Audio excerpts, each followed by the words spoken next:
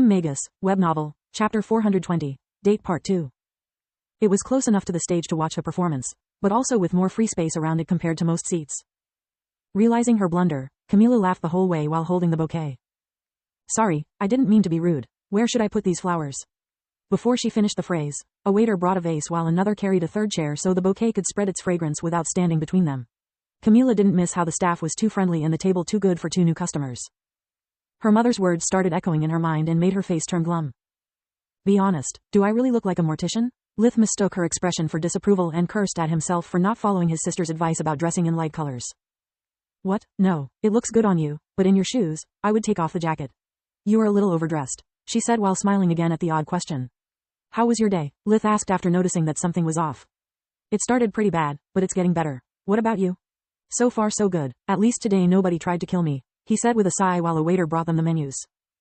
Today? What about yesterday? Lith told her about the abomination in the Tron Woods using the same tone with which he placed their order. How can you be so calm? You almost died twice in as many days. I told you before, my life is pretty crazy. If you read my personal file, you know in what kind of mess you're getting yourself into, he said with a sad smile as the band started playing what he considered nothing more than rhythmic noise. As you always say, let's not talk about sad stuff. What do you think about the music? They are good. Lith's shocked expression at her answer made her laugh heartily. Why that face? Don't you like it?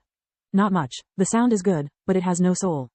When their plates arrived, they started talking about their respective plans for the future. Camila's goal was to rise up the army ranks. Becoming a colonel was her dream, but she knew that unless she achieved something big it would come too late in her life to matter. If life was a fairy tale, I'd say I want to become the first magicless general of the kingdom. Sadly, the rank of colonel is the ceiling, even for geniuses. Lith didn't know how to answer. He had no big dreams or ambitions aside getting rid of his reincarnation problem. He longed for power and money, but only because they were the means to an end. He would do anything to achieve his goal, yet he had never stopped considering what he would do if he ever managed to make it. I'd like to teach in an academy, was all he could think about. First, there's something I need to do, though. It's the reason I became a ranger. I need the army to obtain the means to cure a dear friend of mine. Camila didn't buy the friend part for a second, but she didn't press the matter any further.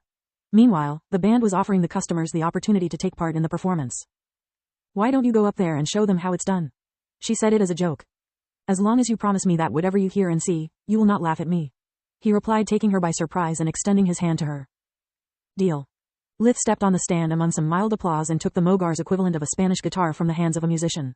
He asked the band to not accompany him and then he started playing. Or better, he started cheating. Lith didn't know how to sing or play, but he had learned from magical beasts how to use air magic to reproduce whatever sound he wanted. It took him his full focus to perform a slightly modified version of The Noise of Silence by Shimon and Carbuncle. It was one of his favorite songs from Earth. It required only a guitar to be played and it felt like it talked about him. He didn't look at Camila not even once. He was too busy trying to pluck random strings while following the rhythm. When he finished, the lead of the band shook Lith's hand and whispered, "Hope your lady friend doesn't play any instrument because whatever you did, you didn't get a single string right. Good luck." I don't need luck, Lith replied before going back to his table. Did you like it? He asked with an expectant look. It's beautiful but very sad. I would have never taken you for a poet and a musician. Her eyes were a little watery. She felt like the song talked about her too. I'm neither. Someone else wrote the lyrics. Lith chuckled and then explained to her the trick behind his performance. Well, you've got some nerve. She couldn't help but laugh seeing how people had fallen for his deception and looked at Lith with admiration. There's one thing I don't understand. Why go through all this trouble and then tell me the truth about it? No matter how flashy a magic trick was, once its secret was exposed it would lose its luster. Because I wanted to impress you, he replied with a warm smile. Magic, it's not only about exploding stuff or healing people. The beauty of Mogar is that magic is everywhere. It plays a big part in my life. In a way, it defines who I am. That's what I mean when I say that I wanted to impress you. Not through music or rhymes, that's not me. I'm a mage, hence I used magic to share something I like. As for the truth, I learned from experience that starting a relationship on a lie never works. They spent the rest of their dinner chatting, but this time Camila called for the check the moment they were done eating. Lith took the box of sweets while she carried the flowers and accompanied her to the nearest warp gate. She fiddled with the control panel for so long that Lith started to fear she was too drunk to remember her own address. Weird, we drank even less than the last time, he thought. It's still early. Would you like to come to my place for a cup of tea and a snack? She asked while pointing at the box. I would love to, Lith replied a bit too fast, realizing she was completely sober. Camila's house was a two-room flat. The kitchen and the living room shared the same space.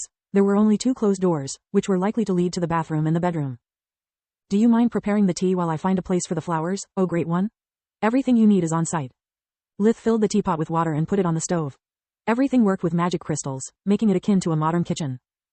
Do you like your tea strong or light? Lith asked while picking the amount of leaves and mint. Both are fine, she replied. Lith turned around, discovering that she was standing right behind him. The first 3 buttons of her shirt were undone, revealing them. That's at least a C cup.